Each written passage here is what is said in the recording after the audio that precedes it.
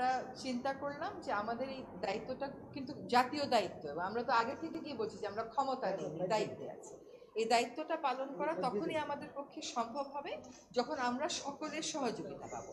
প্রত্যাশার বিষয়টা এক, আর দায়িত্বটা আসলে পালন করতে পারার বিষয়টা এক। প্রত্যাশা অনেকই থাকতে পারে, কিন্তু আমার তো একটা এনাবলিং এনভায়রনমেন্ট থাকতে হবে এই প্রত্যাশাটা পূরণ করার জন্য। তো আমরা চিন্তা করেছি যে আসলে আমরা পারছি কিনা, এই যে প্রতিবন্ধকতাগুলো হচ্ছে আমাদের এই বড় দাগের 3টা দায়িত্ব পালন করার জন্য, এই প্রতিবন্ধকতাগুলোকে আমরা কিভাবে মোকাবেলা করব, আদৌ মোকাবেলা করতে পারবো কিনা, যদি মোকাবেলা করতে পারি কিভাবে করব, যদি মোকাবেলা করতে না পারি তাহলে আমাদের কি করণীয় হবে, আমরা সকলে মিলে এটা চিন্তা করছি। হ্যাঁ, আর প্রধান উপদেষ্টা যদি কোনো সিদ্ধান্ত নেন কোনো ব্যাপারে, আমি প্রথম থেকেই বলে এসেছি যে উনি একটা সময় দিয়েছেন, ডিসেম্বর থেকে জুনের মধ্যে নির্বাচন হবে, তার একদিনও এদিক সেদিক হওয়ার কোনো সুযোগ আমাদের পক্ষ থেকে নেই। হ্যাঁ, কাজে এগুলো নিয়ে অন্য ধরনের কোনো কথা বলারও কোনো সুযোগ হওয়া উচিত ছিল না, কারণ বারবারই বলা হচ্ছে যে একটা সময়সীমা দিয়ে দেওয়া হয়েছে। এখন কিছু কিছু গুরু দায়িত্ব তো আছে, সেগুলো পালনের সাথেও তো মাসের একটা সম্পর্ক থাকতে পারে। তো উনার যদি কোনো কিছু বলার থাকে, আমি নির্বাচনের প্রশ্নেও বলেছি, দায়িত্ব পালনের প্রশ্নেও বলেছি, ওটা আপনারা ওনার থেকেই শুনবেন। না, চাপ মানে কি, ধরেন প্রত্যাশার একটা কোনো চাপ হচ্ছে যে আমরা পারফর্ম করতে পারছি কিনা, আমাদের বিবেচনায় বিবেকে ওইটাই একমাত্র চাপ।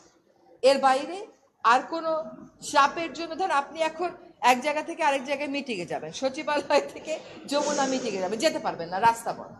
কেন রাস্তা বন্ধ?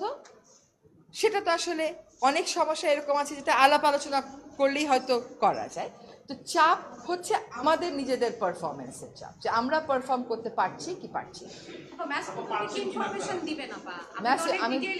ম্যাস পিপলকে একই ইনফরমেশন, যে আমরা যদি আমাদের দায়িত্ব পালন করতে পারি তাহলেই আমাদের দায়িত্বে থাকাটা প্রাসঙ্গিক। যদি দায়িত্ব পালন করতে না পারি, আমাদের যার যার নিজস্ব অনেক কাজ আছে, তাহলে দায়িত্ব পালন করাটা আর প্রাসঙ্গিক থাকলো কিনা। আমরা দায়িত্ব পালন অনেক প্রতিকূল পরিস্থিতির মধ্য দিয়ে তো অনেক দূর এগিয়েছি। আমরা রিফর্ম কমিশনগুলো তাদের রিপোর্ট দিয়েছে, সেই রিপোর্টের উপরে রাজনৈতিক ঐক্য গড়ার প্রক্রিয়াটা শুরু হয়েছে, সকল রাজনৈতিক দল সেখানে পার্টিসিপেট করছে। এটা কি পারা না? এটা তো পারা। আমরা একটা নির্বাচনের সময়সীমা বলে দিয়েছি যে ডিসেম্বর থেকে জুনের মধ্যে অবশ্যই হবে, সেটাও একটা পারা।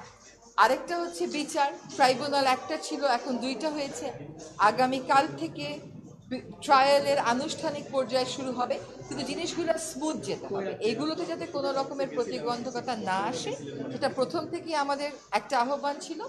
এখন এই কাজগুলো আমরা সঠিক প্রক্রিয়াতে শেষ করতে চাই সকলের সহযোগিতা।